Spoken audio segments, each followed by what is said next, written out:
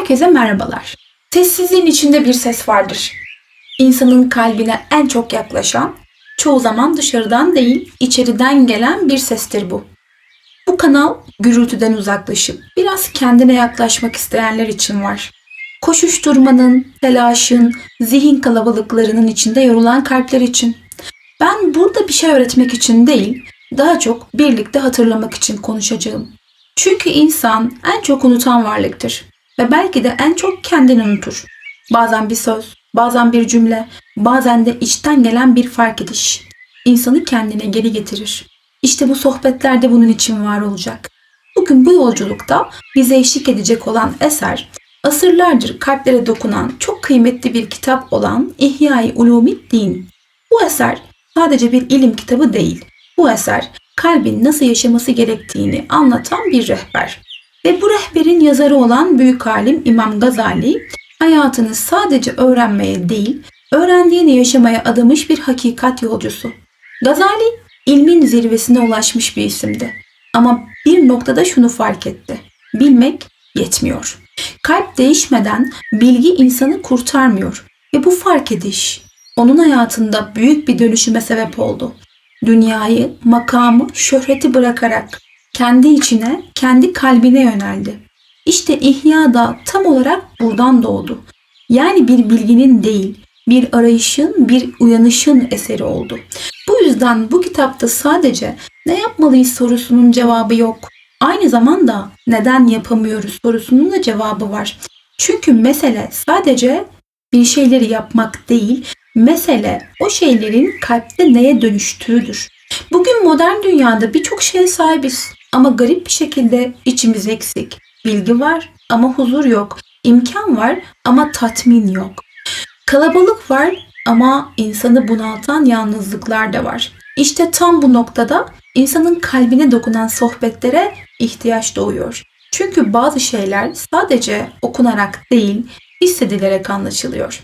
Tasavvuf dediğimiz şey de aslında tam olarak burada başlıyor.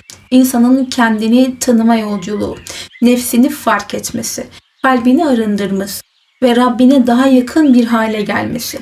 İşte bu sohbetler bir ders değil, bir davet.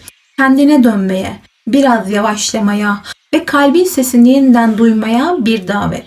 Belki bu yolculukta bazı şeylerle yüzleşeceğiz. Belki kendimizde görmek istemediğimiz yönlerle karşılaşacağız. Ama unutma, insan en çok yüzleştiği yerde değişir ve değişim her zaman küçük bir fark edişle başlar. Eğer sen de bazen içinin daraldığını hissediyorsan, sebebini bilmediğin bir boşlukla karşı karşıyaysan ya da sadece daha derin bir anlam arıyorsan, belki de bu sohbetler sana çok iyi gelecek. Burada acele yok, zorlama yok, sadece samimiyet var. Ben de senin gibi arayan biriyim, eksik ama niyet eden ve belki de en güzeli şu, bu yol tek başına yürünmek zorunda değil. Şimdi birlikte bu yolculuğa ilk adımı atalım. Kalbimizi biraz susturalım, zihnimizi biraz dinlendirelim ve hakikate kulak verelim. Hadi başlayalım. Birinci bölümümüz niyet. Amelin kalbi. Şimdi bu yolculuğun en başına dönelim. Bir insanın yaptığı şey mi daha önemlidir, yoksa o şeyi neden yaptığı mı? Dışarıdan baktığımızda iki insan aynı şey yapabilir. Aynı namaz, aynı söz, aynı davranış. Ama Allah katında o iki amel arasında yer ile gök kadar fark olabilir. İşte bu farkın adıdır niyet. Niyet sadece bir düşünce değildir. Niyet kalbin yönüdür. İnsan aslında kalbinin yöneldiği yere gider. Bedeniyle değil, ruhuyla. Gazali der ki, nice küçük amel vardır ki niyetle büyür, nice büyük amel vardır ki niyetsizlikle küçülür. Şimdi kendimize sormamız gereken bir soru var. Ben yaptıklarımı gerçekten neden yapıyorum? İnsan bazen kendini kandırabilir. Hatta en çok da bu konuda kandırır. Bir iyilik yapar ama görülmesini ister. Bir ibadet yapar ama içten içe takdir bekler. Bir söz söyler ama etkileyici olmak için söyler. Ve zamanla yaptığı şey değil, insanların ne düşündüğü önemli hale gelir. İşte bu noktada niyet bozulmaya başlar. Ve insan fark etmeden Allah için yaptığını sandığı şeyleri insanlar için yapar hale gelir. Bu çok ince bir çizgidir. Ve en tehlikeli olan da şudur. İnsan niyetinin bozulduğunu fark etmeyebilir. Bu yüzden niyet sürekli kontrol edilmesi gereken bir şeydir. Tıpkı bir pusula gibi. Eğer pusula kayarsa ne kadar yürüdüğünün bir önemi kalmaz. Çünkü yanlış yöne gidiyorsundur. Peki niyet nasıl düzelir? Önce fark ederek, kendini dürüst olarak ve şu soruyu sorarak. Eğer kimse görmeyecek olsaydı yine bunu yapar mıydım? İşte bu soru. İnsanın kendisiyle yüzleştiği en net sorulardan biridir. Niyet gösterişten arındıkça saflaşır, saflaştıkça da insanı Allah'a yaklaştırır. Çünkü Allah amelin büyüklüğüne değil, kalbin samimiyetine bakar.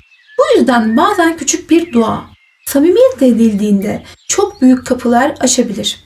Ama büyük görünen ameller eğer içinde riya varsa içi boş kalabilir. Ve belki de en acı olan şudur. İnsan yıllarca bir şeyler yapar ama aslında kendine yapmıştır. Bu yüzden bu yolculuk dışarıyı düzeltme yolculuğu değil, içeriye bakma yolculuğudur. Şimdi bir an dur ve kendine sor. Benim kalbim neye amaçlıyor? İnsanların takdirini mi? Yoksa Allah'ın rızasını mı? Cevap hemen gelmeyebilir. Ama önemli olan o soruyu sormaktır. Çünkü insan sormaya başladığı yerde değişmeye başlar. Ve unutma, niyet bir anda mükemmel olmaz. Ama her fark ediş onu biraz daha temizler. Belki bugün sadece şunu yapabiliriz. Yaptığımız şeyleri değil, yapma nedenimizi gözden geçirmek. Çünkü niyet düzelirse hayat da yavaş yavaş düzelir. Şimdi bu farkındalıkla devam etme zamanı. Hoşça kalın.